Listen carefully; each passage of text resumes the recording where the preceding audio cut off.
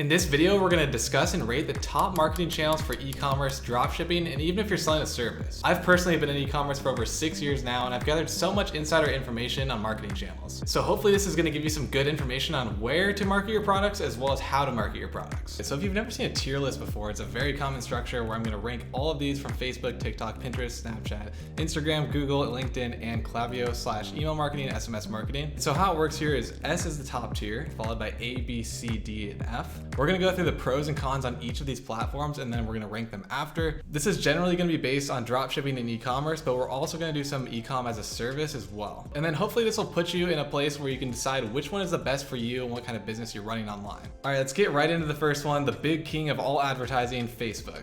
So Facebook, there's a couple different pros and cons here. So Facebook has been around for a really long time, as I'm sure that you know, and the total active monthly users is 2.91 billion right now. That's a large data source. They've been collecting data on so many people for so long, their purchasing habits, what they like, what they don't like. That's definitely a pro for Facebook because you can really target specific interests and audiences. Another pro for Facebook is a high conversion rate. Facebook typically has a lot higher conversion rate than something like TikTok or Snapchat, and we'll talk about that later, which is what you want, right? You want a high conversion rate, but you can't have the cost outweigh the benefits of that conversion rate. But typically you're going to see a higher conversion rate in pretty much every industry, whether it's SaaS or dropshipping directly. There's also a wide audience range with 2.91 billion active users every single month. There's so many different people on the platform that have so many different interests. So there's really no limitations. You can't say, oh, well, Facebook's not good to advertise to male audience. It's just not true. There's such a wide audience that you can really pick out anyone that you want. They're also a pioneer in the space. They've been around for so long, they collect so much data, they're very secret about their information and data in general, and they have a really, really strong algorithm. They're one of the first large advertising platforms in the social media aspect, which has really allowed their algorithm to grow and become really, really strong over time. But there's obviously some cons with Facebook because everyone's talking about TikTok and Snapchat and Pinterest and other advertising platforms, and the cons are as follows. There's bans. So Facebook is really ban heavy. They kind of go through waves of like when they're banning a ton of people and not so much, and it usually revolves around political times. So if there's like an election coming up, your account is more likely to get banned. That's at least what I've noticed. And that can be a headache, right? If all of your eggs are in one basket and you're only advertising on Facebook and they shut down your account, you're kind of out of luck and all your revenue is pretty much gone. So that's definitely an issue. iOS 14.5 privacy update is also an issue. They're having trouble with attribution, which I'm talking about later. So Apple really came after Facebook after 14.5 and basically said no more tracking of people. You can't get that much information. You can't get that much detailed targeting. That's why a lot of ad strategies on Facebook have really moved broad, so there's no interest targeting anymore, and you really allow Facebook to decide who the right audience is for you, which is actually getting better and better year over year, so don't rule it out. Now the cost is typically a bit higher than some of these newer platforms like TikTok or Snapchat, where the traffic is really cheap, but it pays off with a high conversion rate. And usually on Facebook, people tend to spend more money overall. So it's not a bad platform. I really like it. I personally still use it to this day, as well as Instagram. But another con with Facebook, if you haven't noticed, they have a slowed user growth, so they're not growing as fast as they once were. Other platforms are taking a lot of the market share like TikTok, but that's more of like an investment issue. I would say that 2.91 billion active users every single month is still a really strong platform to advertise on. But nonetheless, it is a con because Facebook could eventually go away. Now, attribution, which I was talking about with the iOS 14.5 privacy update, attribution is tough on Facebook. They really can't attribute a lot of the events that are taking place on your advertisements as much as they used to. In short, what this means is when you put out an ad or a campaign and you make a sale on it, Facebook might not actually identify that or even track it. So your Shopify store could say 2 sales and Facebook says 1 sale. Now this is a con because it's really hard to make educated decisions to move forward on which campaigns to duplicate or to replicate to scale up your store. But I think that's something that they're going to be working on and fixing in 2023. We'll see. But overall, I'm pretty biased to Facebook and I use them every single day. I spend hundreds of thousands of dollars with them. So I'm going to put them based on their attribution issues. We're going to go with, I think, B tier right now, honestly. The only thing holding them back is that attribution and the detailed targeting that kind of went away. But I think in 2023, maybe 2024, we might move them up to A or S tier. All right, so next on the list is TikTok, which is kind of everyone's hot topic right now, especially if you're dropshipping and doing e-commerce in general. Everyone wants to get on there and sell products, but there's a lot of pros and there's a lot of cons to it. So there's new opportunity, right? It's a new platform, it's cheap, not a lot of people are on it, not a lot of people are advertising, they don't really know how to advertise. So that's where you can come in and kind of shake up the space, possibly get high conversion rates, follow trends, and then get it at a low cost. So moving into cost, TikTok is typically cheaper than Facebook on a CPM basis, but that doesn't mean on a cost per purchase basis. You can reach more people, but you might not convert as many people. It's a good and a bad thing. If you can get a lot of eyeballs on your content and then let your landing page do all the conversions, that's a really good thing, and TikTok can be really powerful. There's also the virality aspect on TikTok, which is also tying into organic availability. They kind of go hand in hand because you can post organically on TikTok and go viral and get a bunch of traffic to your website and convert a bunch of orders without spending a dime on advertising. This takes a lot of time. It's a grind. You have to post like 3 times a day nonstop and just hope you get that viral video. There's no consistency there, but it's definitely worth a shot, if you don't want to spend too much on advertising and you want to test out marketing angles, you want to test out ad creatives. They also have a younger audience. This is kind of a good thing and a bad thing. You can really only target a younger audience on TikTok right now at the moment, but you know exactly who you're targeting, what age group that you're targeting, because it's primarily younger people. So you can pick out and select products specifically to young people, and it's a great place to advertise. There's also tons of trends on TikTok, which is pretty much where every trend on the internet comes from right now.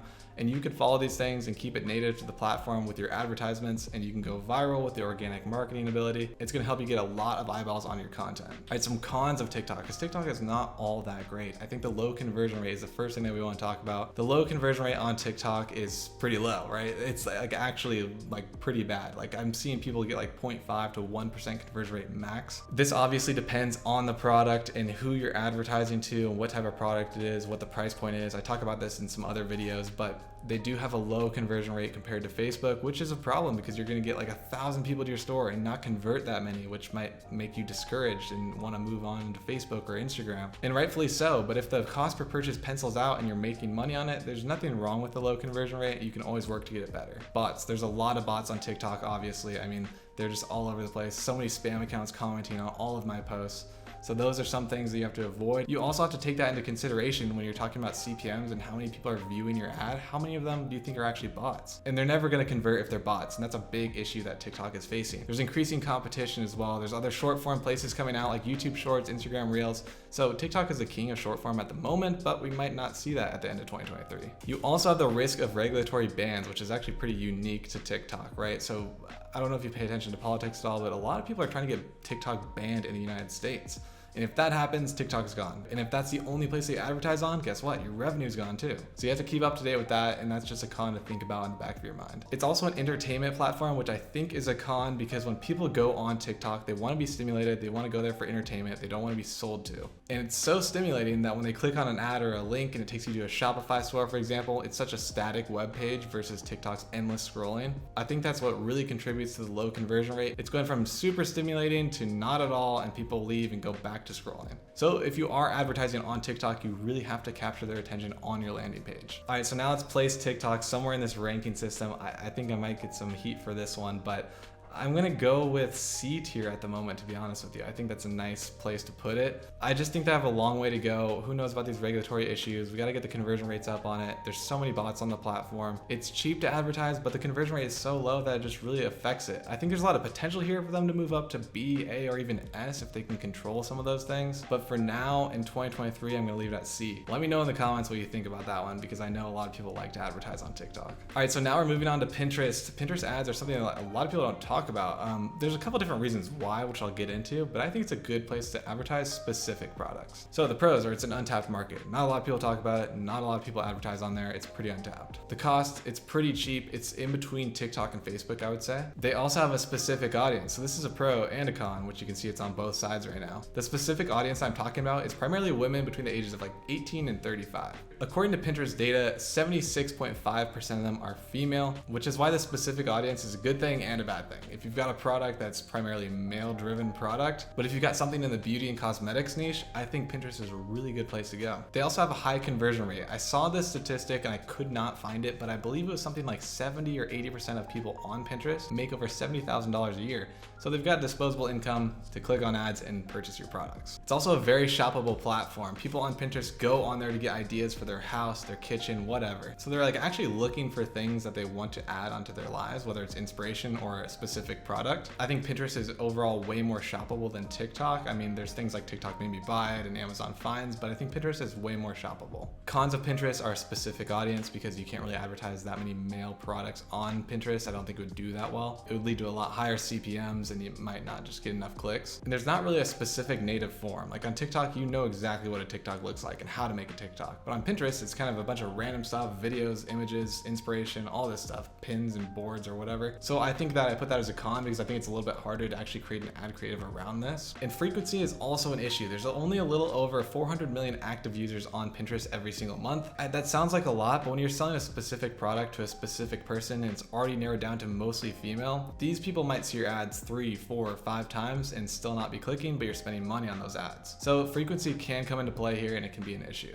Putting Pinterest on the map here, you know, it's hard to justify because it's like if you're advertising towards male products, it's going to be an F, but if it's female products, maybe a B. So I think if you're using it for a specific use case, which is advertising to females, I'm going to go with B here. So I'm ranking Pinterest above TikTok, which might piss some people off here.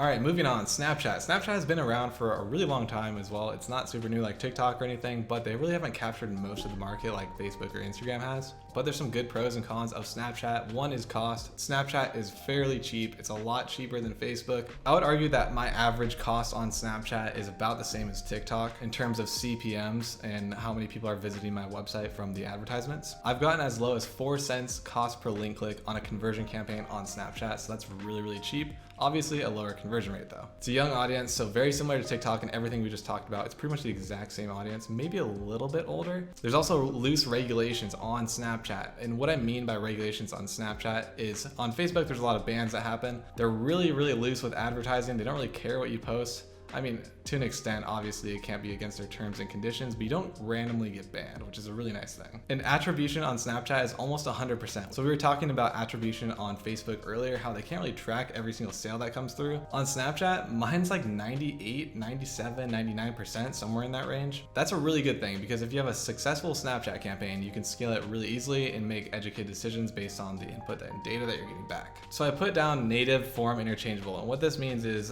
TikToks and Facebook ads and Instagram Reels ads kind of fit into Snapchat. Snapchat just kind of follows along with whatever anyone else is doing. It's in the exact 9:16 format on your iPhone.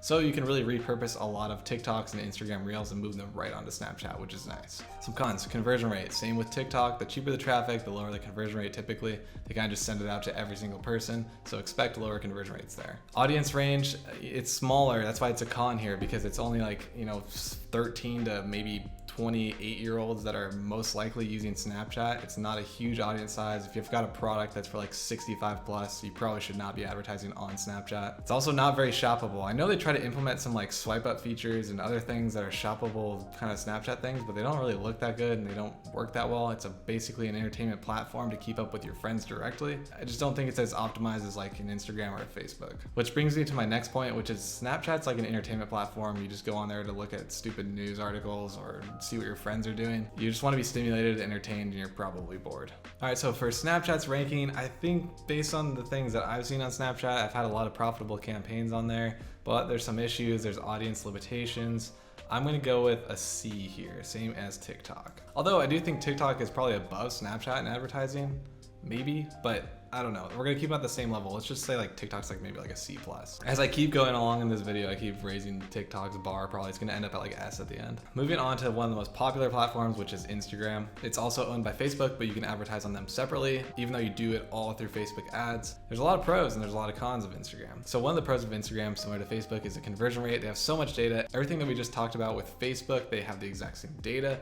So the conversion rate is really high on Instagram, which is great. There's also a large audience spectrum, same to Facebook. There's a lot of people that use Instagram. A lot of people have a ton of different interests on there, and it's a great place to advertise pretty much a wide variety of products. They're also pioneers, same with Facebook. So I'm not gonna repeat that, but the same exact situation there. Integrations, there's a lot of things that you can put on your Shopify website that integrate Instagram accordingly. For example, there's a ton of integrations on Shopify with Instagram. You can add Reels onto your website, you can add your feed that directly links it to your Instagram account, all that stuff. So it's it's really, really good to use that. There's also short form. They're a big competitor to TikTok, and it's actually capturing a lot of the market, especially with people in the range of like 25 to 35 years old. So definitely don't sleep on Instagram Reels for advertising. And you may or may not have noticed this, but on Instagram right now, you can click on the bottom second to the right little link at the bottom there, and it goes to a shopping page and it shows you a ton of different products. That's really optimized for shopping. They're almost turning it into a shopping platform. So once you catch up with all of your latest celebrities that you're following, then you just go on the shopping app if you're bored and look and buy something potentially.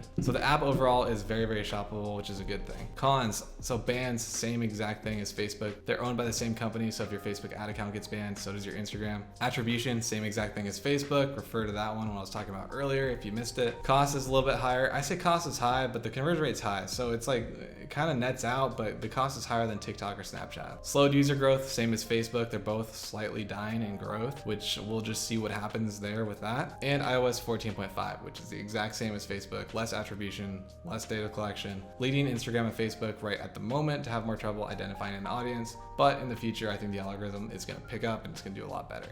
So this is gonna be a hot take, but I use a lot of Instagram for advertising and it works really, really well. The conversion rate on Instagram is really high. I'm gonna place it at an A. I think that's the top one in my opinion right now, before we cover the last three, of course. But I think at the moment, Instagram is really the best for shopping. They've got the shoppability within the app itself. They have a strong data source, the same as Facebook. I think in 2023, 2024, when their algorithm gets better and better and attribution gets better, Instagram is gonna be king and still remain king, I guess. But for now, I'm gonna put it at the top one at A.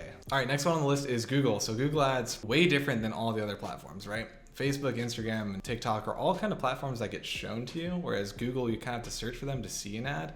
So totally, totally different. But they've got some pros and cons that come along with that. The conversion rate on Google is crazy high. And the reason for that is also another con on here, which is specific search intent. So if you're looking for a rug, a red rug, for example, you type it in on Google, and if you see an ad for it, it's gonna pop up at the top and you're gonna click it. And they have so much buying intent with Google Ads. It's crazy, which leads to really, really high conversion rates, which also drives up the cost, which we'll talk about. It's very shoppable. They have the shopping center on Google. It's optimized to buy products. Google is like a ton of sales come from Google, obviously. When you're looking for a product, you just type it in on Google or Amazon. Trust, Google is a big company, a very reputable source. They also have trust badges from Google that are like verify the shop that it's a real place, safe to buy from, which is really, really helpful if you're growing an e-com brand. SEO, if you're advertising on Google, it does still help your SEO, which is search engine optimization, which has to do with Google, which is a really good thing because if people are looking for, the red carpet and they don't see your ad, you still might pop up and start moving up that search ranking to be the #1 because so many people click on your ad and so many people search for the type of product that you have. It's a really big pro, but it takes time to build up your SEO, so it's worth it, but just don't expect it to shoot right up to the first page every single time. The cost associated with Google is a lot higher than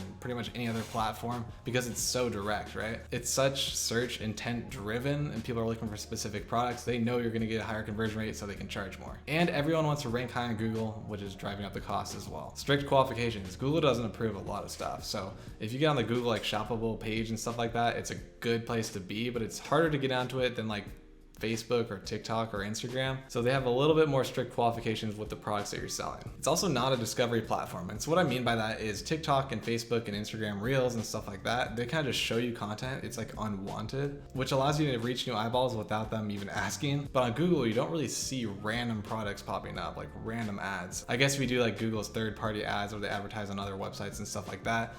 Somewhat, but they still do with like interest-based targeting on that. But it's pretty much only search driven. So you're not just gonna show a new product to someone that's never seen it. Most likely not. And the competition is high on Google. There's a lot of people wanting to rank really high on Google, so it costs a lot more and the competition is just naturally higher. So you can really advertise anything on Google, right? It could be your agency, you could be selling software as a service. It pretty much is endless on what you can advertise on there. So that, I think it's gonna rank it a lot higher, even though the cost is a bit higher. I think it's so direct and it's kind of undervalued. Not a lot of people talk about it with e-commerce and dropshipping products specifically. But if you can manage to get on Google and in the shopping section, I think it's a really good place to be. I'm honestly gonna put it up there at A with Instagram. Because if you're selling a product that's a little bit higher ticket, it's gonna be worth that search intent, right? It's gonna cost you a little bit more, but your conversion rate is gonna be so high that it's gonna be worth it. All right, well, we're gonna leave it at A. So we've got 2 A's, 2 B's, and 2 C's right now. We'll see what LinkedIn and Klaviyo /email SMS marketing does next. Next on the list is LinkedIn. It's a platform I personally actually haven't even advertised on, and it's good for really specific things, not really products, but more of like services. And if you're running an agency, it's a good place to advertise and do cold email and outreach. LinkedIn, I think, is untapped for one. I think not a lot of people are selling e-com services on LinkedIn. I mean, there are obviously some, but I think it's not a place that you really think to advertise. They have a really high conversion rate. The audience on LinkedIn is there for a specific reason. It's usually business, right? Not a lot of people are posting like their vacation in the Bahamas on LinkedIn.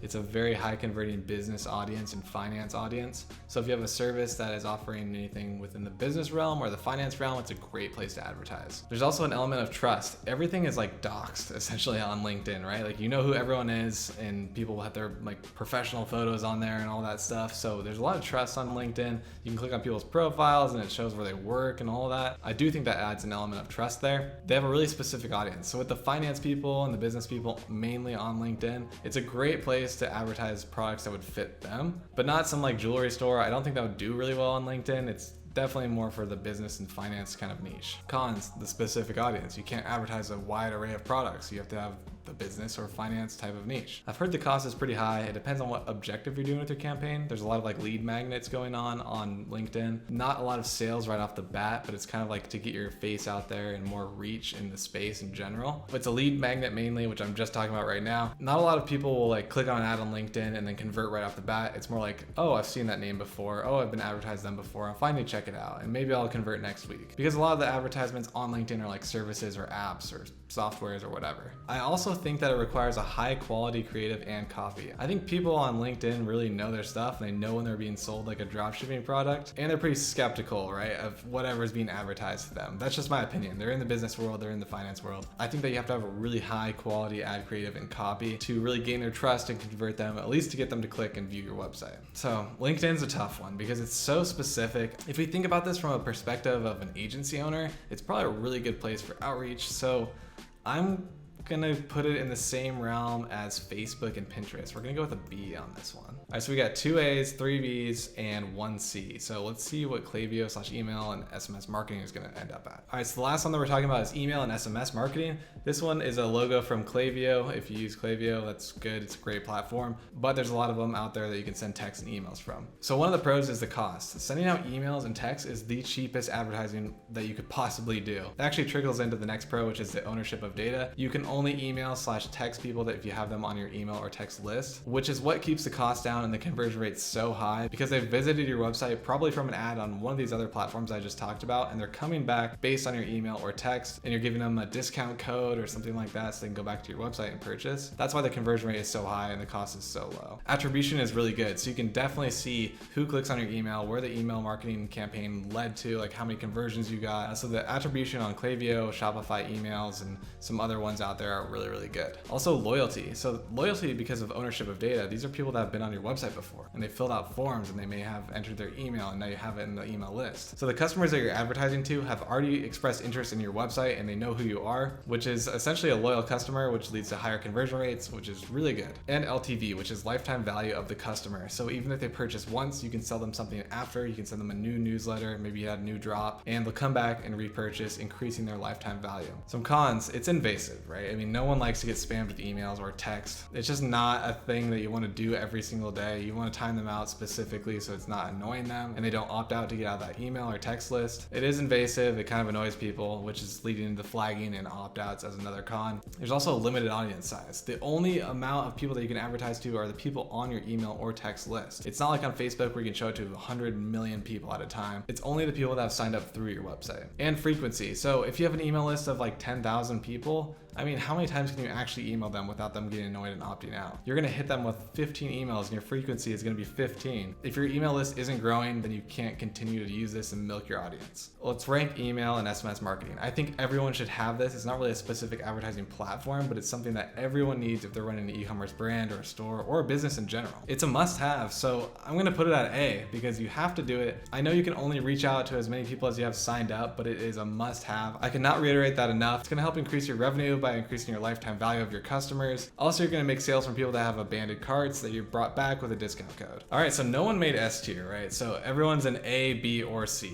And I don't think any social media platform right now is actually S tier. I don't think any of them have the capability to be S tier at the moment. There's no one that just stands out all above the others. I think they're pretty evenly dispersed based on the audience and what kind of product that you're selling. But when I was talking about the pros and cons of each, I really hope that it helped you identify which kind of marketing channel you want to go towards and what works well for your product, whether it's an e-commerce dropshipping product or it's a software as a service. Let me know in the comments on my rankings if you agree, disagree, and if you've been using these platforms, tell me your experiences and which ones are working for you. All right guys, thanks for watching, and as always, have a great rest of your day.